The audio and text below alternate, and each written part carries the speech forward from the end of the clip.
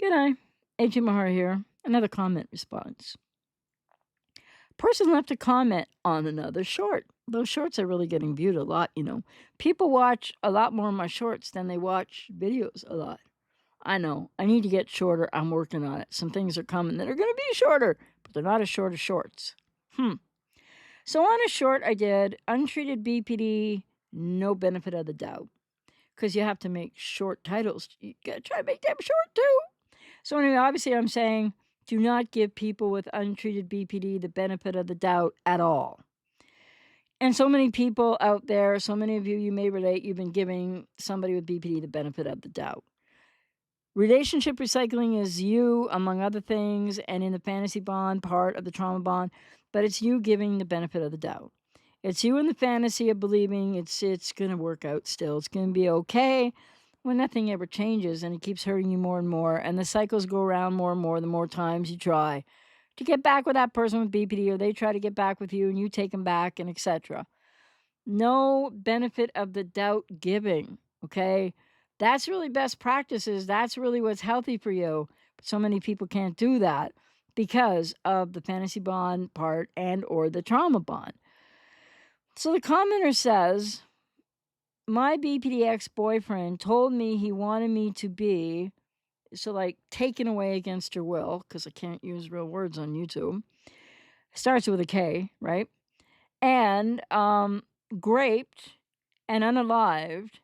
And for what reason was her borderline ex-boyfriend telling her that this is what he wanted to happen to her? Well, that she wanted to talk about her feelings and discuss things in the relationship that had been hurting her, and he took that as an attack.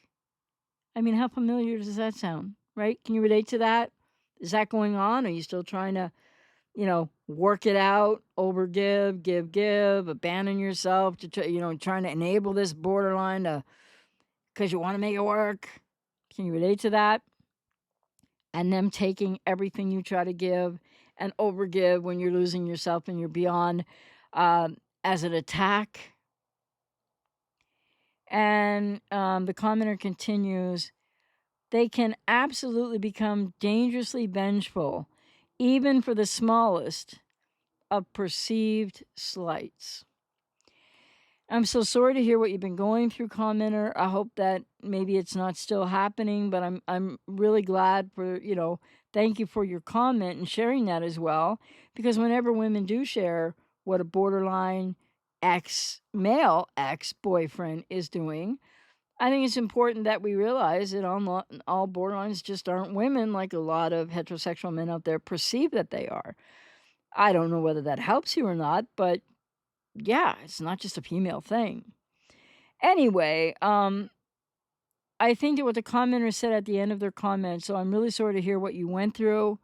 I hope that you're out of there now, and I hope you're taking care of yourself and getting some help as well to heal and recover. But what the commenter says at the end also is very important.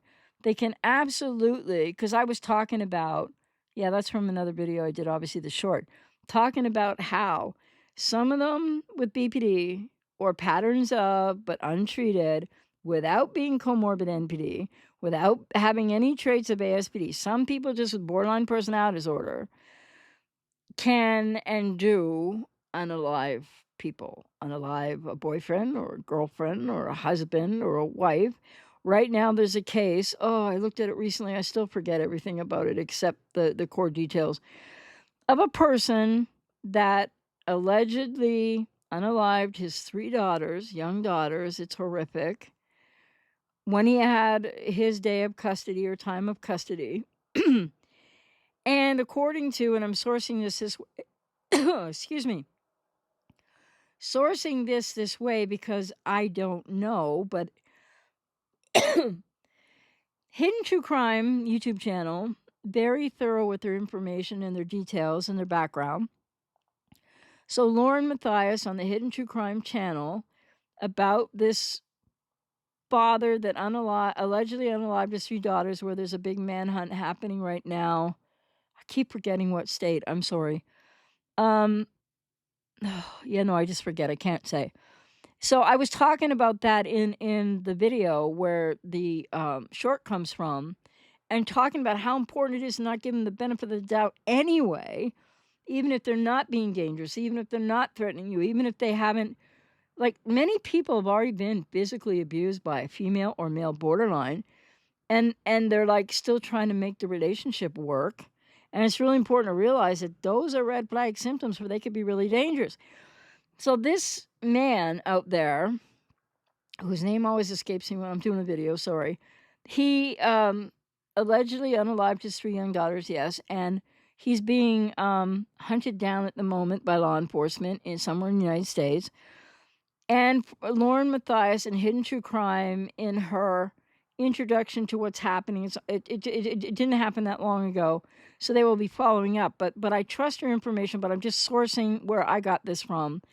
That she said in describing the whole situation that this man who allegedly unalived his 3 daughters is diagnosed with borderline personality disorder.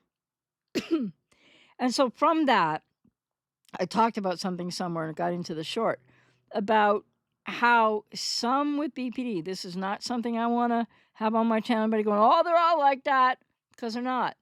There's a certain percentage, and we don't know who they are. We see the red flags, but even when I'm working with clients, right, I'll have to give clients in many different situations, getting out of a marriage, still maybe not out of the house, they're still living together, but separation, all kinds of like fights and trouble going on.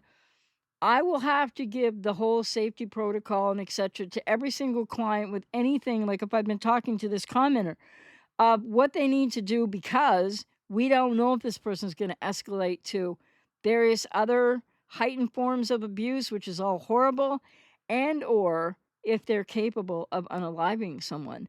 Because nobody can, and no therapist can predict that one way or the other 100%. So, and this commenter says they can absolutely become dangerously vengeful, even for the smallest of perceived slights. So, if you're somebody who's been verbally and or physically already abused by somebody, man or woman, whoever you're with or were with BPD, and they start a stalking pattern or they escalate or you're taking them back and you're trying again and they're still verbally abusing you, which can be the precursor to physical abuse, which can be the precursor or often in the middle of that kind of impulsive rage of being physically violent. It can just snap like that, and they can do something maybe they, quote, didn't even mean to, doesn't mean anything in this situation, and you could end up losing your life. So don't take people with BPD lightly. They're not all the same. But as the commenter admonishes and informs, they can get escalatingly, viciously, vindictively, physically, more and more abusive and dangerous over us. Just even the slightest, how the commenters say it, the smallest perceived slight. And how are you supposed to protect yourself from that? So if you've got all these red flags, if you're experiencing all this, first of all, my heart goes out to you. Secondly, do something about it. I'm out here to work with anybody who resonates with me, whatever iteration of you might be in another crisis right now. You might really need to talk about this because you need to get out of there. And you might know that, but you might still be having hope it's going to work. And yet they've gone past verbal abuse now into physical violence and you're still there. No, no, no, no, no. Gotta get out, gotta get out, gotta get out. If I can be of any help, please don't hesitate to check out ajmahari.ca/sessions.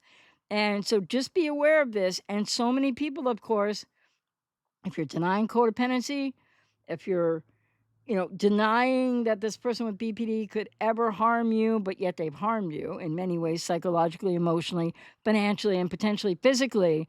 If you think that something can't go wrong intentionally or unintentionally, that the next step could be you being really, really wounded and or not here anymore, please don't be that deflecting. Don't be in that much denial. Because are the majority of people with BPD, male or female, going to get to a place like that? No. But many of them can be very violent with you in the meantime. And especially So women that this happens to, they don't always take care of themselves as soon as they need to, but there are lots of resources for them out there. And men that this happens to with female borderlines, or gay men when it happens from another man, it's really serious that you not think it's okay, that you not excuse it. You might talk to them, you might admonish them, you might get in a fight about it, but if they keep doing it, you have to get out. Even when you want it to work and you don't want, but like if you stay there, you could be in a whole lot more danger than even you might imagine. But also, you do not deserve to be abused that way. And where any of that's happening, verbally, financially, spiritually, emotionally, physically, etc., there's absolutely no love going on there. So what are you fighting for? Get yourself out and take care of yourself. And know that people with BPD are not all that dangerous, but you can't know which is which necessarily. And the smallest perceived slight, you could, like, I've had many clients telling me, male clients as well, how much they've been attacked physically by a female, BPD female with borderline, girlfriend or wife or ex-wife or whatever the case now. And the thing is, no way do you deserve that. So ask yourself today, if that's the case and you haven't got out of the relationship or it's on off, what are you doing? What are you doing? That abuse has nothing to do with love.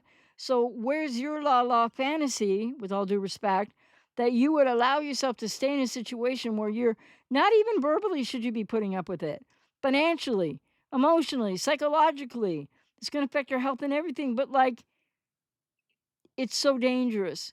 You need to get out. And of course, that's the last thing that so many people want to do, is end the relationship. But I hope you're hearing me here if you can relate to this. If it's a situation that you're just out of, or you're still trying to, recycle back, or if it's something that's happening to you right now and you're new and you're just trying to find videos, and for some reason I hope this video is found by people that super need to find it.